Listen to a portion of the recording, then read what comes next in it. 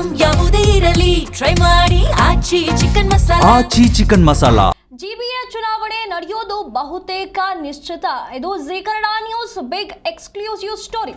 ಸರ್ಕಾರ ಜಿಬಿಎ ಚುನಾವಣೆ ನಡೆಸದೆ ಬೇರೆ ದಾರಿಯೇ ಇಲ್ಲ. ಸುಪ್ರೀಂ ಆದೇಶದಂತೆ ಜೂನ್ 30ರ ಒಳಗೆ ನಡೆಸಲೇಬೇಕು ಅನ್ನುವಂಥ ಮಾತುಗಳು ಕೇಳಿ ಬರ್ತಾ ಇದೆ. ಚುನಾವಣೆಗೆ ಸಿದ್ಧ ಅಂತ ಹೇಳಿ ಸುಪ್ರೀಂ ಕೋರ್ಟ್ಗೆ ಅಫಿಡವಿಟ್ ಕೂಡ ನೀಡಲಾಗಿರುವಂಥದ್ದು. ಸುಪ್ರೀಂ ಕೋರ್ಟ್ಗೆ ಜಿಬಿಎ ಚೀಫ್ ಕಮಿಷನರ್ ಅಫಿಡವಿಟ್ ಅನ್ನ ಈಗ ಸಲ್ಲಿಕೆ ಮಾಡಿದ್ದಾರೆ. ಮತದಾರರ ಪಟ್ಟಿ ಪರಿಷ್ಕರಣೆ ಮಾಡಿ ಅಂತಿಮ ಕರಡು ಪ್ರಕಟವನ್ನ ಮಾಡಬೇಕು. ಜಿಬಿಎ 2024ರ ಪ್ರಕರಣ 34/4ರ ಅನ್ವಯ ಚುನಾವಣೆ ದಿನಾಂಕ ನಿಗದಿಗೆ ಸಿದ್ಧತೆಯನ್ನ ಮಾಡಿಕೊಳ್ಳಲಾಗ್ತಾ ಇದೆ. ಚುನಾವಣಾ ಆಯೋಗದ ಆಯುಕ್ತರ ನೇತೃತ್ವದಲ್ಲಿ ನಾಳೆ ಇದರ ಬಗ್ಗೆ ಮಹತ್ವದ ಸಭೆ ನಡೆಯುತ್ತೆ. ಗ್ರೇಟರ್ ಬೆಂಗಳೂರು ಪ್ರಾಧಿಕಾರದ ಸಭೆ ಕರೆದಿದ್ದಾರೆ. ಆಯೋಗದ ವತಿಯಿಂದ ಚುನಾವಣಾ ಆಯೋಗದಿಂದ ಮೇ 7ರಂದು 11 ಗಂಟೆಗೆ ಸಭೆ ನಡೆಯುತ್ತೆ.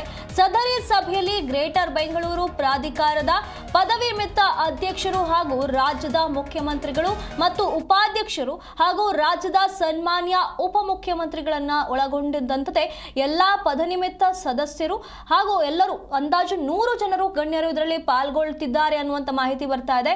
ಸಭೆಯ ಸ್ಥಳವನ್ನ ರಾಜ್ಯ ಚುನಾವಣಾ ಆಯೋಗದ ನ್ಯಾಯಾಲಯ ಸಭಾಂಗಣದ ಬದಲಿಗೆ ಕೊಠಡಿ ಸಂಖ್ಯೆ 334-33ನೇ ಮಹಡಿ ವಿಧಾನಸೌಧದಲ್ಲಿ ನಡೆಸಲಾಗ್ತಾ ಇದೆ.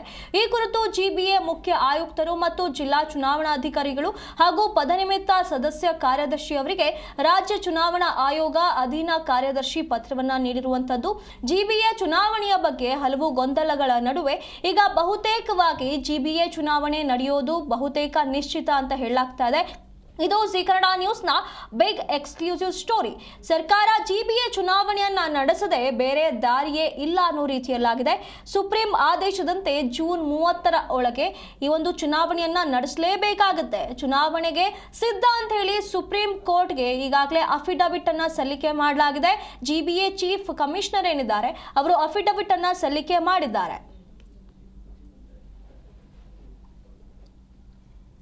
ಈ ಒಂದು ಚುನಾವಣೆಗೆ ಬೇಕಾಗಿರುವಂತಹ ತಯಾರಿಗಳೆಲ್ಲ ಈಗಾಗಲೇ ಆರಂಭ ಆಗಿದೆ. ಮತದಾರರ ಪಟ್ಟಿ ಪರಿಷ್ಕರಣೆ ಮಾಡೋದಕ್ಕೆ ಅಂತಿಮ ಕರಡು ಪ್ರಕಟವಾಗಿರುವಂತದ್ದು.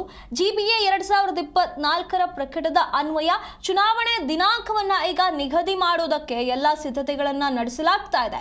ಚುನಾವಣಾ ಆಯೋಗದ ಆಯುಕ್ತರ ನೇತೃತ್ವದಲ್ಲಿ ನಾಳೆ ಈ ಚುನಾವಣೆಗೆ ಸಂಬಂಧಪಟ್ಟಂತೆ ಮಹತ್ವದ ಸಭೆಯನ್ನ ನಡೆಸಲಾಗುತ್ತೆ.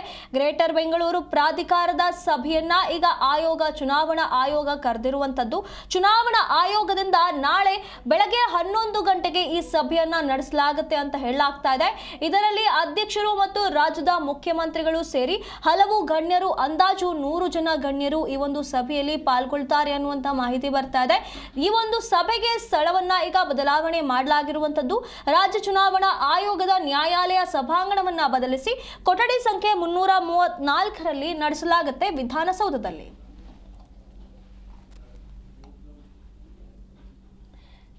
ಈ ಬಗ್ಗೆ ಹೆಚ್ಚಿನ ಮಾಹಿತಿಯನ್ನು ನಮ್ಮ ಪ್ರತಿನಿಧಿ ಪ್ರಸನ್ನ ದೇವನೂರು ನೀಡ್ತಾ ಹೋಗ್ತಾರೆ.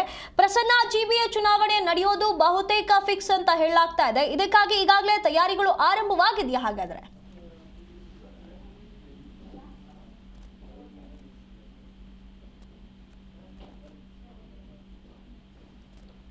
ನನ್ನ ಧ್ವನಿ ಕೇಳಿಸ್ತಾ ಇದೆಯಾ ನಿಮ್ಗೆ? ಸುನಿಧಿ, ಇದುವರೆಗೂ ಸರ್ಕಾರ ಏನೆಲ್ಲ ಆಪ್ಷನ್ಗಳನ್ನ ಇಟ್ಕೊಂಡಿತ್ತು, ಹೇಗಾದ್ರೂ ಮಾಡಿ ಜಿಬಿಎ ಚುನಾವಣೆಯನ್ನ ಮುಂದಕ್ಕೆ ಹಾಕ್ಬೇಕು ಅಂತ ಹೇಳಿ ನಾನಾ ರೀತಿಯ ಕಸರತ್ತು ಮಾಡ್ತಾ ಇತ್ತು. ಕೊನೆಗೂ ಆ ಕಸರತ್ತುಗಳಿಗೆ ಅಂತ್ಯವಾಗಿದೆ. ಯಾಕಂತಂದ್ರೆ ಕಡೆಯ ಬಾರಿಗೆ ಏನು ಸುಪ್ರೀಂ ಕೋರ್ಟ್ ನಲ್ಲಿ ಬಹಳ ಸ್ಪಷ್ಟವಾದ ಆದೇಶ ಇದೆ. ಜೂನ್ 30ರೊಳಗೆ ಜಿಬಿಎ ಎಲೆಕ್ಷನ್ ಅನ್ನ ಮಾಡ್ಲೇಬೇಕು ಎನ್ನುವಂತ ಆದೇಶವನ್ನ ಪಾಲನೆ ಮಾಡದೆ ಬಿಟ್ರೆ ಬೇರೆ ದಾರಿನೇ ಇಲ್ಲ. ಕಾರಣ ಏನಂತಂದ್ರೆ ಈ ಹಿಂದೆ ಕೂಡ ಚುನಾವಣಾ ಆಯೋಗ ಕೂಡ ಒಂದು ಅಫಿಡವಿಟ್ ಹಾಕಿರುತ್ತೆ. ಅಂದ್ರೆ ಸರ್ಕಾರದ ಬಳಿ ಚುನಾವಣೆ ನಡೆಸಲಿಕ್ಕೆ ಅಂದ್ರೆ ಚುನಾವಣಾ ಆಯೋಗದ ಬಳಿ ಸಾಕಷ್ಟು ಹಣ ಇಲ್ಲ, ಜೊತೆ ಸಿಬ್ಬಂದಿ ಕೂಡ ಇಲ್ಲ ಅನ್ನುವಂತ ಅಫಿಡವಿಟ್ ಅನ್ನು ಸಲ್ಲಿಸಿರುತ್ತೆ. ಆ ಸಂದರ್ಭದಲ್ಲಿ ಸುಪ್ರೀಂ ಕೋರ್ಟ್ ಅಸಮಾಧಾನವನ್ನ ವ್ಯಕ್ತಪಡಿಸಿರುತ್ತೆ.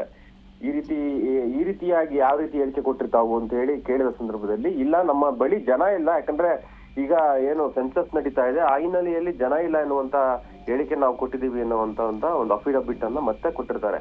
ಆ ಹಿನ್ನೆಲೆಯಲ್ಲಿ ಸುಪ್ರೀಂ ಕೋರ್ಟ್ ಏನು ಇವರು ಅಫಿಡವಿಟ್ ಅನ್ನ ಕೊಟ್ಟಿದ್ದಾರೆ ಅದರ ವಿಚಾರಣೆ ಮಾಡ್ಲಿಕ್ಕೆ ಇನ್ನೂ ಡೇಟ್ ಅನ್ನ ಸುಪ್ರೀಂ ಕೋರ್ಟ್ ಫಿಕ್ಸ್ ಮಾಡಿಲ್ಲ. ಅಂದ್ರೆ ಲೀಸ್ಟ್ ಆಗಿಲ್ಲ.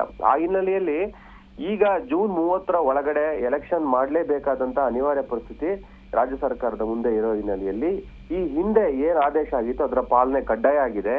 ಆ ಹಿನ್ನೆಲೆಯಲ್ಲೇನೆ ನಾಳೆ ಏನು ವಿಧಾನಸೌಧದಲ್ಲಿ GBA ಚುನಾವಣಾ ದಿನಾಂಕ ಪೂರ್ವ ನಿಗದಿ ಸಭೆಯನ್ನ ಇಟ್ಕೊಂಡಿರುವಂತದ್ದು. ಈ ಸಭೆಯನ್ನ ಸಂಬಂಧಪಟ್ಟಂತ ಸೂಚನಾ ಪತ್ರವನ್ನ ಈಗ ರಾಜ್ಯ ಚುನಾವಣಾ ಕಾರ್ಯದರ್ಶಿಗಳು ಏನಿದ್ದಾರೆ ಅವರು ಈಗ GBA ಮುಖ್ಯ ಆಯುಕ್ತರು ಅವರಿಗೆ ಒಂದು ಪತ್ರವನ್ನ ಬರೆದು ಈ ರೀತಿ ಸಭೆಗೆ ಹಾಜರಾಗಬೇಕು ಅಂತ ಹೇಳಿ, ಜೊತೆಗೆ DK ಶಿವಕುಮಾರ್ ಅವರು DCM ಅವ್ರಿಗೂ ಕೂಡ ಈಗ ಸೂಚನಾ ಪತ್ರವನ್ನ ಕೊಟ್ಟಿರುವಂತದ್ದು. ಈ ಸಭೆಯಲ್ಲಿ ಸುಮಾರು 100 ಜನಕ್ಕೂ ಹೆಚ್ಚು ಜನ ಭಾಗವಹಿಸ್ತಾರೆ ಅಂತ ಹೇಳೋ ಮಾಹಿತಿ ಇರುವಂತದ್ದು. ಅದರಲ್ಲಿ ಪ್ರಮುಖವಾಗಿ ರಾಜ್ಯ ಚುನಾವಣಾ ಆಯುಕ್ತರು, ಜೊತೆನಲ್ಲಿ GBA ಚೀಫ್ ಕಮಿಷನರ್, 5 ಪಾಲಿಕೆಗಳ ಕಮಿಷನರ್ ಮತ್ತೆ DCM ಸೇರಿದಂತೆ ಹಲವರು ಭಾಗವಹಿಸ್ತಾರೆ.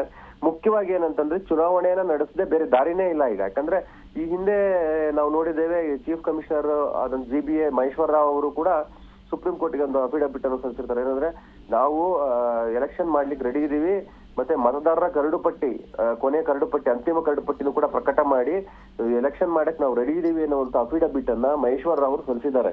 ಆ ಹಿನ್ನೆಲೆಯಲ್ಲಿ ಅವರ ಅಫಿಡವಿಟ್ಗೆ ಆಧಾರವಾಗಿ ಸುಪ್ರೀಂ ಕೋರ್ಟಿನ ಈ ಹಿಂದಿನ ಜಡ್ಜ್ಮೆಂಟ್ ಏನಿದೆ, ಆ ಜಡ್ಜ್ಮೆಂಟ್ ಪ್ರಕಾರ ಜೂನ್ 30 ಎಲೆಕ್ಷನ್ ದಿನಾಂಕಗಳನ್ನ ಅವರು ಎಲೆಕ್ಷನ್ ಮಾಡ್ಬೇಕು.